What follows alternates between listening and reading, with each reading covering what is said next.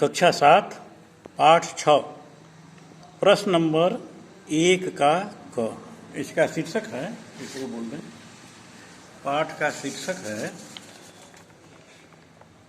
ऊष्मा एवं ताप। पहला प्रश्न है, द्रव के गैस में बदलने की क्रिया को कहते हैं।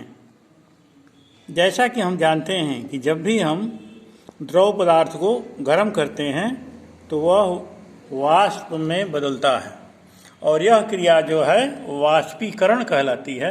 और इस तरह से हम कह सकते हैं कि विकल्प 100 सत्य है। लिखने का तरीका क्या है? द्रव के गैस में बदलने की क्रिया वाष्पीकरण कहलाती है, अतः विकल्प 100 सत्य है। खो देखिए, द्रव में ऊष्मा का संचरण। जब हम द्रव को गर्म करते हैं तो नीचे से द्रव नीचे का द्रव जो है गर्म होता है, वह मतलब कि ऊपर की तरफ आता है और ऊपर का मतलब कि द्रव जो है नीचे की तरफ जाता है। इस तरह से एक धारा बन जाती है। इसको हम कहते हैं संवहन की क्रिया।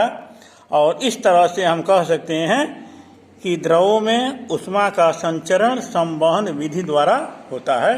लिखने का तरीका क्या होगा कि द्रव में ऊष्मा का संचरण संवहन द्वारा होता है, अतः विकल्प ब सत्य है। इसके बाद चलिए आगे। गौ, जल का क्वथनांक। यह सीधी सी बात है कि जब हम जल को गर्म करते हैं तो 100 डिग्री सेंटीग्रेड पर इसका तापक्रम स्थिर हो जाता है, न घटता है न बढ़ता है। और इस क्रम को हम कहते हैं क्वथनांक। और यह तापक्रम होता है 100 डिग्री सेंटीग्रेड। अतः हम कह सकते हैं कि जल का क्वथनांक 100 डिग्री सेंटीग्रेड होता है। लिखने का तरीका होगा, जल का क्वथनांक 100 डिग्री सेंटीग्रेड होता है, अतः विकल्प ब सत्य है। आगे चलिए। ऊष्मीय ऊर्जा का मात्रक है। ऊष्मीय ऊर्जा का मात्रक जूल है। लिखने का तरीका क्या होगा? ऊष्मीय ऊर्जा का मात्रक जूल है, अतः विकल्प ब सत्य है।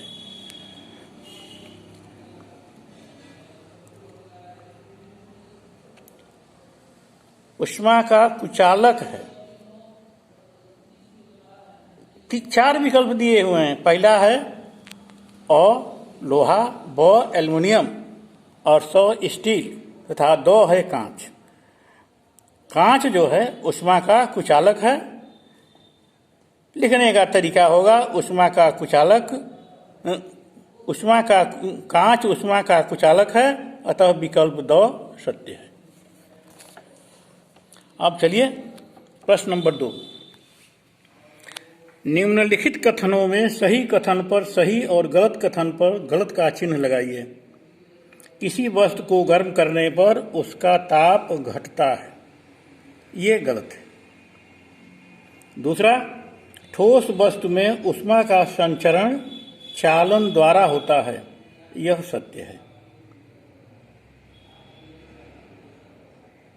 तीसरा है, वस्तु द्वारा ली गई ऊष्मा वस्तु के द्रव्यमान पर निर्भर करती है, यह भी सही है। घ, अवस्था परिवर्तन के समय वस्तु का ताप स्थिर रहता है, यह भी सत्य है। पारा ऊष्मा का कुचालक है, यह गलत है। अब चलिए तीसरा। रिक्त स्थानों की पूर्ति करिए। ताप का SI मात्रक, जैसा कि आप जानते हैं, केल्विन है। यहाँ भरेंगे हम केल्विन। ताप का SI मात्रक केल्विन है। गलते हुए बर्फ का तापक्रम 0 डिग्री सेंटीग्रेड होता है।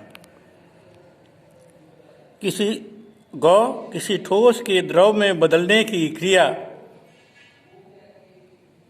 गलन कहलाती है। और घ है, विकिरण विधि द्वारा ऊष्मा स्थानांतरण में माध्यम की आवश्यकता नहीं होती है। यहाँ भरेंगे हम माध्यम। और अंग है, बर्तन का हत्था बनाने में बेकेलाइट अथवा लकड़ी, क्या है, बर्तन का हत्था है ना, हाँ ठीक है, बर्तन का हत्था बनाने में बेकेलाइट अथवा लकड़ी और धातु का प्रयोग किया जाता है। यहाँ पर धातु लिखा है, गलत है।